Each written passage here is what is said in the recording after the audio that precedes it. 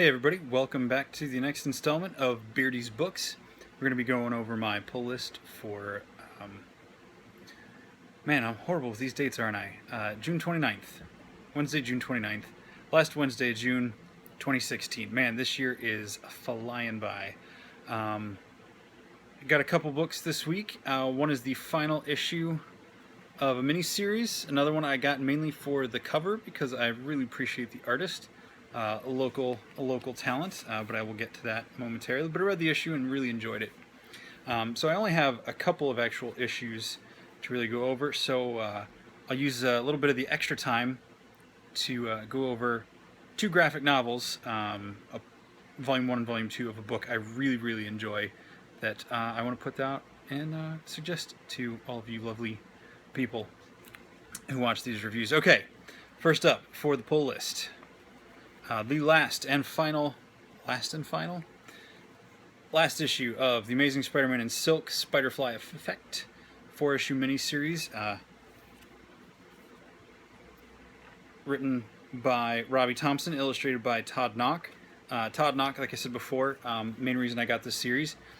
He's the main reason I got this series because he's come through our shop there at Comics Connection a couple of times, and he's a really nice guy.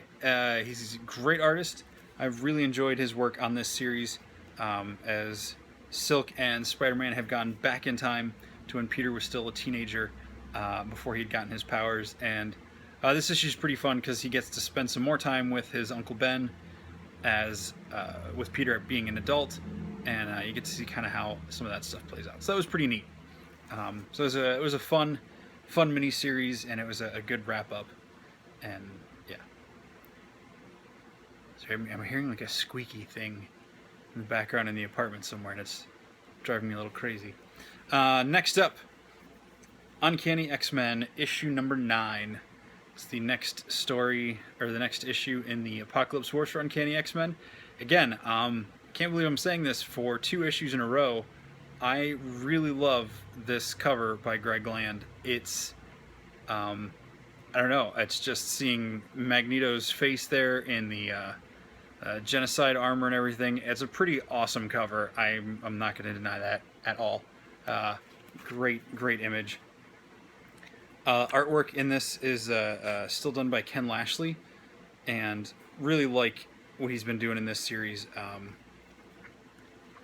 since he's been doing the art. I mean, check out this page towards the beginning, so not too much spoilers going on, but Mystique doing some battle. I'm enjoying her new costume because it doesn't have, I don't know, she's always had like a tricky costume, but it seems like they're pulling it off with this one. It's doing pretty well for her.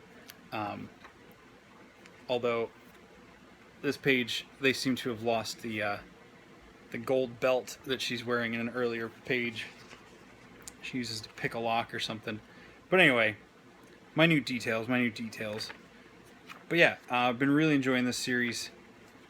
The artwork that Ken Lashley has been doing. So the next chapter, some crazy stuff happens. If you are a fan of Angel or Archangel, this is definitely an issue you need to pick up and check out what happens in there.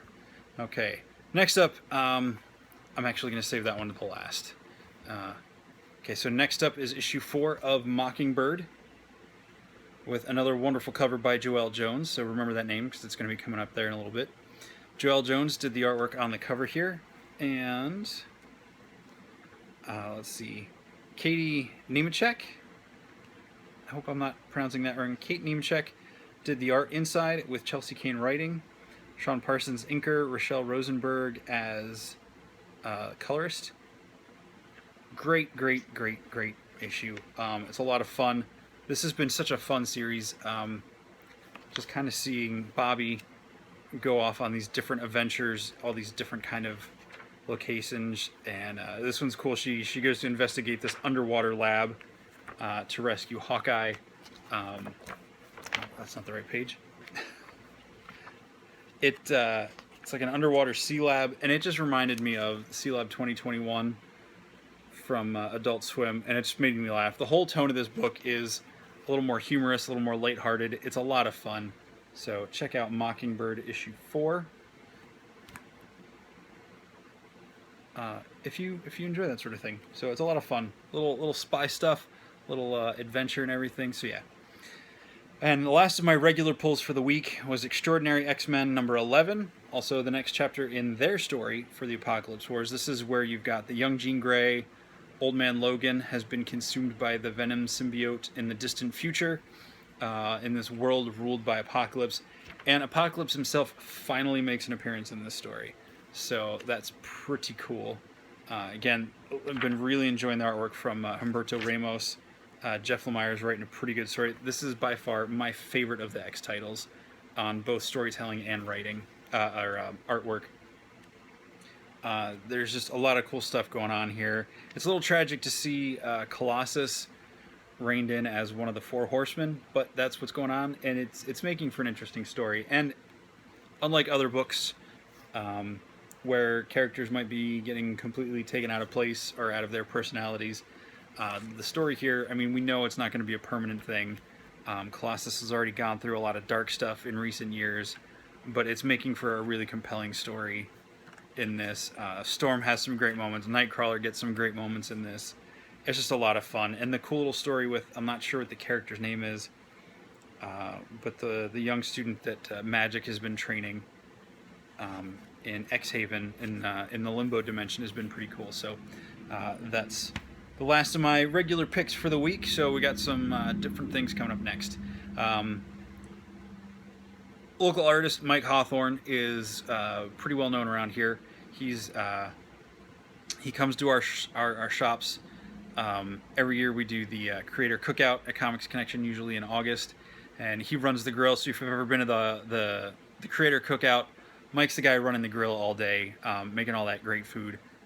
And if you get a chance to come out, make sure you get one of the kebabs. So come early, get the kebabs. They're amazing that he makes. But he's been primarily doing the Deadpool art for the last couple of years at Marvel, and now he was a guest artist on the cover of Star-Lord number 8, which is not a series I normally read, but I really loved this cover, and I had to get a copy. So hopefully I'll be able to get signature from Mr. Hawthorne in the not too distant future. But yeah, it's a great issue. It was a lot of fun, actually. Kind of picks up some threads that I had read or was reading before all the Secret War stuff when this title started. So it's pretty cool. You know, you got Kitty and Star-Lord and the rest of the Guardians and all that stuff. And I really enjoyed the art inside. It was pretty cool seeing some of this stuff here. Let me find, like, this first page here with Kitty and the Collector. Not sure who the artist is. I'll look it up here in a second. But yeah. But anyway, I mainly got this because Mike Hawthorne's cover, which is awesome. Let's see. Javier Garon? So anyway, check this issue out. Even if you don't read Star-Lord, it catches you up. You will understand enough of what's going on in that book to enjoy it. Plus, you'll have an awesome issue with a cover illustrated by the amazing Mike Hawthorne. So if you like his stuff, check out his work in Deadpool. He's done lots of other stuff. But yeah, and he's just an all-around really cool guy. So yes, so Mike, if you're watching this, thanks for this cover. Issue number 8. 8's my favorite number. We're in the 8th minute of this video. So it's just kind of one of those little cosmic awesome moments there. Anyway, so that is my pull list for the week. Cutting down some books and seeing where stuff goes. But that's it for the week as far as my pull list goes. Now I'm going to talk to you about a graphic novel series. Well, it was single issues, but now it's been collected in two volumes of the comic, or in 2 volumes of the graphic novel, and that is Helheim, written by Cullen Bunn and illustrated by Joelle Jones, who, if you remember, I told you did the artwork on the cover for Mockingbird. I'll go into the other comics that first introduced me to this writer and artist combo another time, but or not the writer on this. Cullen Bunn, I mean, he's currently writing Aquaman. Or no, that's... What did he... Oh, he just wrote a story arc for Aquaman. He's done Six Gun, a bunch of other stuff. Helheim is a crazy Viking story with witches and undead warriors. I mean, if you like stuff like The Walking Dead and Game of Thrones, this may be the nice combination book for you. It's not as involved as Game of Thrones, with as many characters you have to juggle around, but it's great. And Joelle Jones, her artwork, I first read in a series called 12 Reasons Why I Love Her, written by Jamie S. Rich, and it's a romantic little love story vignette series.